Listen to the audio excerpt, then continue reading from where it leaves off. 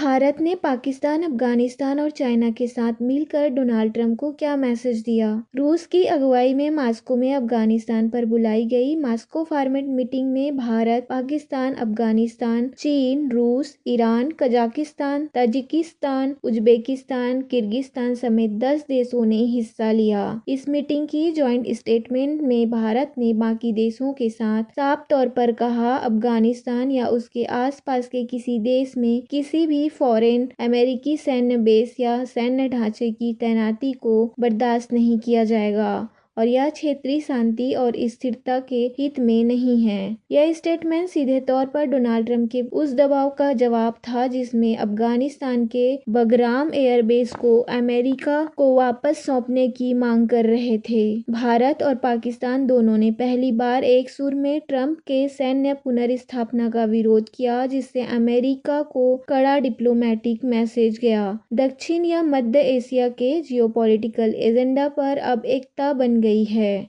Ukraine युद्ध के चलते भारत के लिए नई मुसीबत। यूक्रेन युद्ध के कारण एक नया विवाद खड़ा हो गया है। यूक्रेन ने पहली बार एक भारतीय गुजरात मोरबी का महोदी साहिल मोहम्मद हुसैन को रशियन सेना के लिए फ्रंट लाइन पर लड़ते वक्त पकड़ा है। यह व्यक्ति स्टडी वीजा से रूस गया था, वहां ड्रग्स चार्ज में जेल पहुंचा और फिर रूसी सेना ने उसे वार के लिए भर्ती कर लिया। यूक्रेन ने इसका कबूलनामा वीडियो जारी किया है। अब भारत की एम्बेसी और विदेश मंत्रालय पर दबाव है कि वह इसकी कानूनी, डिप्लोमेटिक और ह्यूमैनिटेरियन मदद करे। भारत के लिए यह नई तरह की कूटनीतिक संकट बन गया है कि किसी भारतीय को किसी दूसरे देश के युद्ध में गिरफ्तार किए जाने की घटना सामने आई है। भारत अमेरिका संबंधों में उम्मीद की आस। डोनाल्ड ट्रंप द्वारा नामित सर्गियो गौर को अब अमेरिकी सीनेट में भारत के एम्बेसडर के लिए मंजूरी मिल गई है। 51 वोट समर्थन और 47 वोट विरोध में सर्गियो गौर भारत पहुंचने के बाद दोनों देशों की कूटनीतिक, राजनीतिक और ट्रेड सहयोग पर तेजी लाना प्राथमिकता बताए हैं और खास तौर पर क्वाड, इंडो पैसिफिक यूनिटी और H-1B जैसी